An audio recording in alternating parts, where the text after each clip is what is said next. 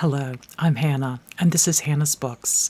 I come to you today for a bit of a Reads and Rambles, my very irregularly produced series where I talk about bookish and non-bookish things that have been going on in my life. Since I last checked in with a Reads and Rambles video, summer has really and truly arrived. Although the Washington, D.C. metro area has not had the extreme heat that some of the rest of the U.S. has been experiencing, it still has been quite warm and quite humid. We don't have central air in our old house, but we do have a room unit we install each summer in the bedroom, which my spouse David has used as his daytime office during the pandemic. He has no clear plans about a regular return to his office, and I suspect his home setup will continue to be useful for quite a while. My day room gets a great daytime breeze, even on fairly still days, and I have a couple of fans in there too, so it's fairly livable on all but the hottest days. I'm afraid this past week there were 2 afternoons where I found myself so hot I couldn't be productive. So I moved into David's room and worked from a corner that remains hidden from his regular Zoom meetings. But this weekend, the temperatures have dropped again, and I'm loving the chance to hear birdsong through the open windows rather than blaring fans straining to keep us cool. One of my very favorite parts of summer is the booktube tradition of Jane Austen July. My family was willing to help me kick off the celebration just a few hours early. On the last night of June, the 3 of us watched the older screen adaptation of Sense and Sensibility, starring Emma Thompson and Kate Winslet, Hugh Grant, Alan Rickman, etc. It's been a while since I'd seen it, and while I remembered loving it, I was nevertheless absolutely delighted to find that it was even more charming than I had it in my head. What a pleasure. It was also great fun to watch it with my son, who is not only an English major, but a wonderful musician, who occasionally pointed out problems with how the on-screen musicians, quote, played their instruments. Interestingly, we also have been watching the French series Lupin, available in the States through Netflix, and talking about the portrayal of musicians in that series as well. Lupin is amazing, a little more violent perhaps than I usually watch, but smart and well acted. Lupin is a series that tells the story of a gentleman thief, inspired by a series of books sharing adventures of another fictional gentleman thief, Arsène Lupin, created in the early 1900s by Maurice Leblanc. This new television series feels very writerly, really well crafted. This past week, my family finished the last episode up on Netflix, and we're thrilled to see that another season is already in the works. Well, I mentioned that my son Abe was interested in the way musicians appeared on screen in both Sense and Sensibility and in Lupin. We talked a bit about incidental music versus diegetic music, that is, music that the characters can hear themselves, about union rules for professional musicians in the States, etc. The use of music and musicians in Shakespeare is one of Abe's major literary interests, so to have somewhat related conversations about movie music and musicians was fascinating. And speaking of my son's music, I have 2 updates. The first is a bit of good news. Last year, Abe won first place in a guitar competition at a big folk festival. This year, he competed in the same competition in banjo and fiddle instead, taking second place in fiddle, first place in banjo, and also receiving the grand prize for the whole festival. He laughed afterward, saying that he would have to work hard on his mandolin playing for next year's competition. And the second of the 2 updates, a while ago, Abe sent me a brief recording for BookTube, which I am finally getting around to posting. This spring, when Season 2 of the Has Steve Read It challenge went around, a tag where we learned that Steve has not quite read literally absolutely everything, the entry from Hannah's Books actually came from, as we said, the next generation. My son Abe not only put together a great selection of books meant to challenge Steve Donahue, but he played the theme song from Star Trek The Next Generation on banjo. Abe did fairly well in his challenge against Steve. He received 4 beans, But Steve suggested that since 4 beans are not 8 beans, he challenged Abe to make a recording of the theme song from the original Star Trek. So here it is, Steve.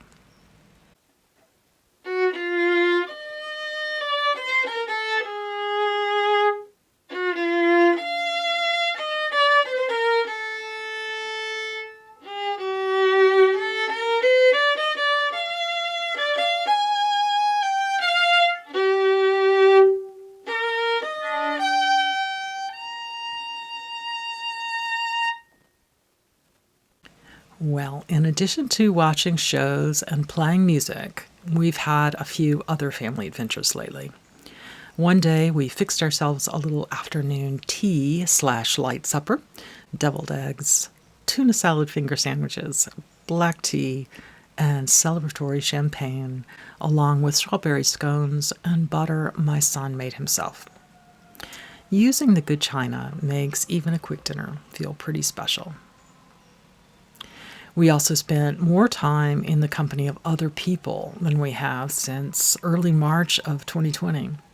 One sunny day, we went to a local park and gardens for a lovely walk along its paved paths.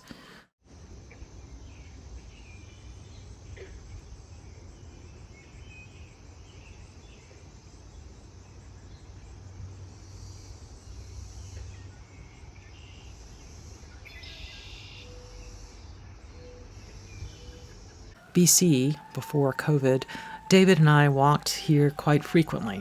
But during the pandemic, it was often so crowded that it was hard to maintain social distance.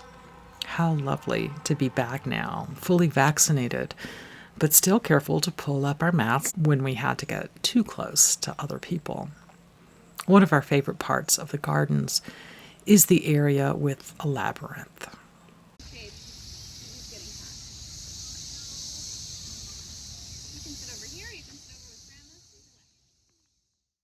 We always see all kinds of animals. I especially love the turtles.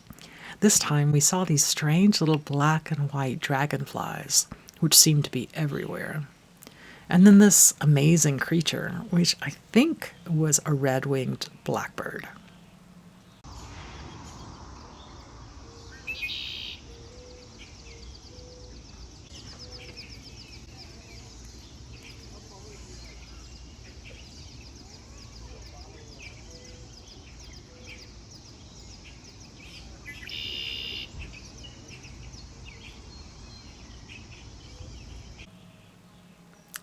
For the first time in my memory, we took a seldom-trod little side path that led to a more wooded area, complete with an almost hidden gazebo and, surprisingly, a little free library absolutely crammed full of books.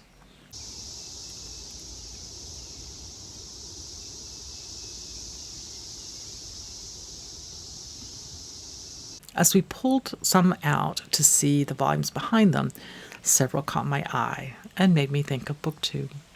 Sleeping Fishermen Never Lie. Is that true, Brian, of Bookish fame? And does anyone know if The Second Coming of Steve is about our own Steve Donahue?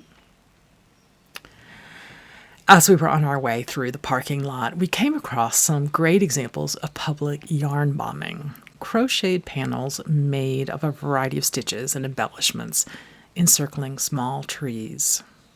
The tree cozies were a mix of bright colors and patterns. So was the clothing of one of the photographers. Well, after making our first steps into the world of other people at this outdoor park, we decided we were ready for another big step. We decided to go to the art museum, one of the things I missed the most over the last year. The museum we decided to visit, DC's National Gallery of Art, limits the number of visitors admitted, who each have to acquire free timed tickets. The space is full of high ceilings and large rooms, which we thought might make a fairly safe place for our first real indoor venture. We were even brave enough to get on the Metro, the DC subway, for the first time in all these months, despite the fact that hopping on the Metro or on a bus was a very regular occurrence for me in the BC days. We live in a fairly urban area and we're a one-car family. a car that David drove to work each day back in the other world we used to know. Anyway, the National Gallery has two wings, the East with its modern art and the West with its emphasis on earlier periods in general. The two are very different buildings, but they're connected underground by a very wide corridor with an art-oriented bookstore, an area full of art-oriented children's gifts, a cafe, a gelato shop, etc. We made two separate visits in the last couple of weeks, and what a joy. David is especially fond of the galleries devoted to Impressionism. I'm in love with early modern art, especially the works of Miro. I was thrilled to step into the gallery with one of my favorites of his. On this trip, Abe took special pleasure in collecting, that is, taking pictures of, art of all sorts that showed musicians and instruments. All three of us love the way the museum displays their large Calder collection, really highlighting the way shadows are so important.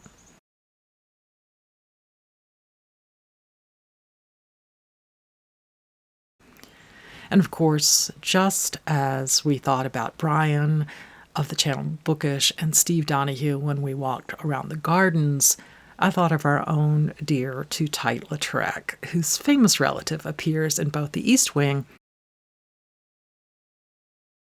and the West Wing of the National Gallery.